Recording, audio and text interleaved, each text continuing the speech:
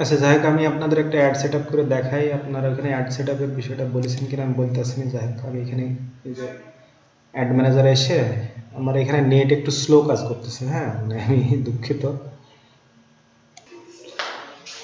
আসলে ই কমার্সের জন্য সেলস অ্যাডটাকে আমি বেশি প্রিফার করি, কারণ এটাতে রেজাল্ট ভালো আসে। আর এই জন্য আমি সেলস অ্যাডটাই আপনাদের করে দেখাচ্ছি। আমার এখানে নেটটা একটু স্লো কাজ করতেছে, সো আপনারা আশা করি খুব একটা সমস্যা করবেন না। তো এইখানে আমরা এই পজিশনে ক্যাম্পেইনের একটা নাম দিতে পারি, XYZ, যা ইচ্ছা তাই দিতে পারেন। চেনার সুবিধার্থে আপনি যা ইচ্ছা তাই দিতে পারেন। তো এইখানে আমরা বাজেটটা যেহেতু আপনাদের 5,000 দিলাম আর কি, যেহেতু মান্থলি বাজেট প্রায় 6,000, আমরা বাকি 500 করে অ্যাওয়ারনেস বা রিসার্চ চালাবো। এটার দরকার আছে রিসার্চ, নতুন নতুন মানুষের কাছে না হলে পৌঁছাবে না। ঠিক আছে, তারপরে নেক্সট।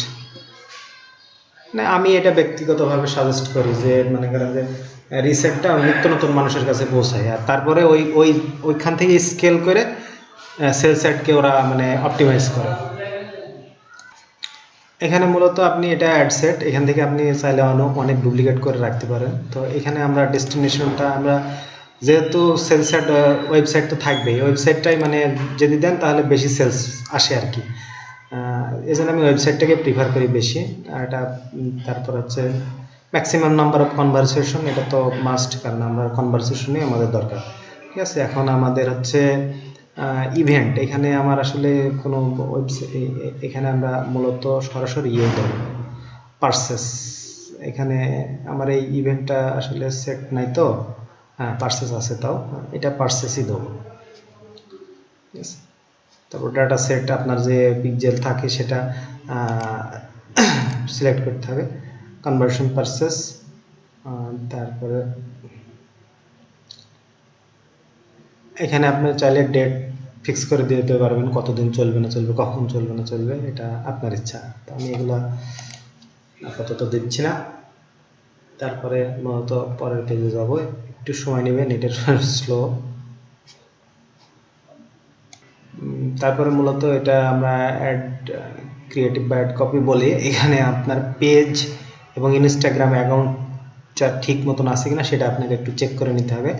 এখন আবার থ্রেড বলে যে প্ল্যাটফর্মটা আছে ওটাও অ্যাড হয়েছে, ওটা যদি থাকে ভালো, না থাকলে সমস্যা নেই। এখানে আপনি ক্রিয়েটিভ সিলেক্ট করতে পারেন। এখানে আমরা ক্রিয়েটিভ সিলেক্ট করব, এখানে ম্যানুয়াল আপলোডে দেবো। সিঙ্গেল কার্জল যেটা ইচ্ছা সেটা দিতে পারেন। আমি সিঙ্গেলটা প্রথম অবস্থায় বেশি প্রিফার করি। ঠিক আছে, তারপরে এখানে ওয়েবসাইট ডেস্টিনেশন, এখানে ওয়েবসাইটের ইউআরএল দিয়ে দিলেন। ঠিক আছে, এখানে আপনি যে ভিডিও বা ইমেজটা এখানে আপলোড করলেন সেটা এখানে করে দিবেন। তো আমি দেখি একটা ভিডিও বা ইমেজ আছে কিনা। সবসময় ভিডিও দিলে মানে ভিডিওটাই আমি বেশি প্রেফার করি, ভিডিওটা দেওয়াই ভালো। ভিডিও সবসময় মনের একটা ভাব প্রকাশ করে।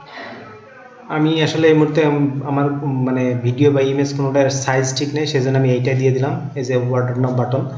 এখানে আরও কিছু কাজ করার লাগে, যেমন আপনার একটু সংক্ষিপ্ত বর্ণনা লেখা লাগে। ঠিক আছে, এইগুলো আমি নিজের মন মতন করে লিখে দিই আর কি।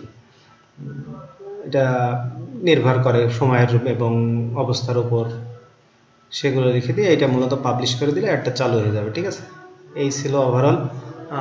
তো আরেকটা প্রশ্ন আপনি ওখানে করছিলেন যে একই ক্রিয়েটিভ ফেসবুক এবং টিকটকে ব্যবহার করা যায় না কেন?